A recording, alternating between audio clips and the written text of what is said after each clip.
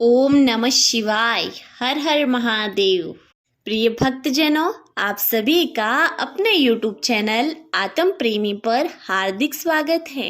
आज कार्तिक मास के कृष्ण पक्ष की चतुर्दशी तिथि है। इस चतुर्दशी तिथि को काली चौदस, नरक चतुर्दशी, छोटी दिवाली और रूप चौदस के रूप में भी जाना जाता है। इस वीडियो के अंतर्गत आप नरक चतुर्दशी की पौराणिक कथा तथा नरक चतुर्दशी के दिन किए जाने वाले विधि विधान के बारे में जानेंगे। इसलिए आपसे निवेदन है कि वीडियो के अंत तक बने रहें और आपसे निवेदन है कि अगर आप हमारे चैनल पर नए हैं तो सब्सक्राइब जरूर कर लीजिए, क्योंकि इस चैनल पर हर रोज पौराणिक कथाएं श्रवण करने के लिए मिलेगी और धार्मिक जानकारियां हमेशा आप तक पहुंचती रहेगी। इसलिए आप चैनल को सब्सक्राइब जरूर करें। नरक चतुर्दशी के दिन सूर्योदय के पूर्व उठकर तेल उपटन लगाकर भली भांति स्नान करना चाहिए। इस दिन के स्नान का विशेष महात्म्य है। जो लोग इस दिन सूर्योदय से पूर्व उठकर स्नान नहीं करते, वर्ष भर उनके शुभ कार्यों का नाश होता है, वर्ष भर दुख में बीतता है, वे मलिन तथा दरिद्र रहते हैं। इस दिन स्नानादि से निपट कर यमराज का तर्पण करके 3 अंजलि जल अर्पित करने का विधान है। इस दिन संध्या के समय दीपक भी जलाएं। इसे छोटी दिवाली भी कहते हैं। दीपक जलाने की विधि त्रयोदशी से अमावस्या तक है। त्रयोदशी के दिन यमराज के लिए एक दीपक जलाएं। अमावस्या को बड़ी दिवाली का पूजन होता है। इन तीनों दिनों में दीपक जलाने के कारण यह बताया जाता है कि इन दिनों भगवान वामन ने राजा बलि को पृथ्वी को नापा था। भगवान वामन ने 3 पगों से संपूर्ण पृथ्वी तथा बलि के शरीर को नाप लिया।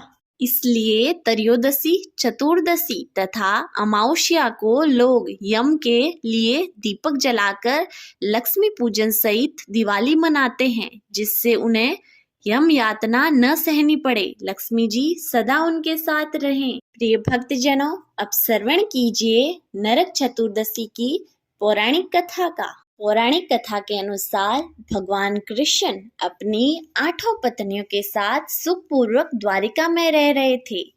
एक दिन स्वर्गलोक के राजा देवराज इंद्र ने आकर उनसे प्रार्थना की, हे कृष्ण, प्राग ज्योतिषासुर में दैत्यराज भौमासुर के अत्याचार से देवतागण त्राई त्राई कर रहे हैं। क्रूर भौमासुर ने वरुण का छत्र, अदिति के कुंडल और देवताओं की मणि छीन ली है और वह त्रिलोक विजयी हो गया है। इंद्र ने कहा, भौमासुर ने पृथ्वी के कई राजाओं और आम जनों की अति सुंदर कन्याओं का हरण कर उन्हें अपने यहाँ बंदी गृह में डाल रखा है। कृपया करके आप हमें बचाइए प्रभु। इंद्र की प्रार्थना स्वीकार करके श्री कृष्ण अपनी प्रिय पत्नी सत्यभामा के साथ लेकर गरुड़ पर सवार होकर प्राग ज्योतिषपुर पहुंचे। वहां पहुंचकर भगवान कृष्ण ने अपनी पत्नी सत्यभामा की सहायता से सबसे पहले मुर दैत्य सहित मुर के 6 पुत्रों ताम्र, अंतरिक्ष, श्रवण, विभावसु, नश्वस्वान और अरुण का संहार किया। मुर दैत्य का वध हो जाने का समाचार सुन भौमासुर अपने अनेक सेनापतियों और दैत्यों की सेना के साथ लेकर युद्ध के लिए निकला। भौमासुर को स्त्री हाथों मरने का श्राप था, इसलिए भगवान श्री कृष्ण ने अपनी पत्नी सत्यभामा को सारथी बनाया और घोर युद्ध के बाद अंत में कृष्ण ने सत्यभामा की सहायता से उसका वध कर दिया। इस प्रकार भौमासुर को मारकर श्री कृष्ण ने उसके पुत्र भगदत्त को अभयदान देकर उसे पराग ज्योतिष का राजा बनाया। भगदत्त कौरवों की ओर से महाभारत युद्ध लड़ता है। जिस दिन श्री कृष्ण ने भौमासुर का वध किया था, उस दिन कार्तिक माह की चतुर्दशी थी, इसलिए उसे नरक चतुर्दशी भी कहा जाता है। इस दिन श्री कृष्ण भौमासुर अर्थात नरकासुर का वध किया था और उसकी कैद से लगभग 16,000 महिलाओं को मुक्त कराया। इस खुशी के कारण दीप जलाकर उत्सव मनाया गया। नरक चतुर्दशी की अन्य पौराणिक कथा के अनुसार रति देव नामक एक धर्मात्मा राजा थे। उन्होंने अनजाने में भी कोई पाप नहीं किया था। फिर भी जब मृत्यु का समय आया तो यमदूत उन्हें नरक ले जाने के लिए आ धमकी। राजा ने कहा कि आप मुझ पर कृपा करके और बताइए कि मेरे द्वारा किस प्रकार का अपराध हुआ जो मुझे नरक में जाना पड़ रहा है। यह सुनकर यमदूत ने कहा कि हे राजन, एक बार आपके द्वार से एक ब्राह्मण भूखा लौटा था। यह उसी पाप कर्म का फल है। यह सुनकर राजा ने यमदूत से 1 वर्ष का समय मांगा। तब यमदूतों ने राजा को 1 वर्ष का समय दे दिया।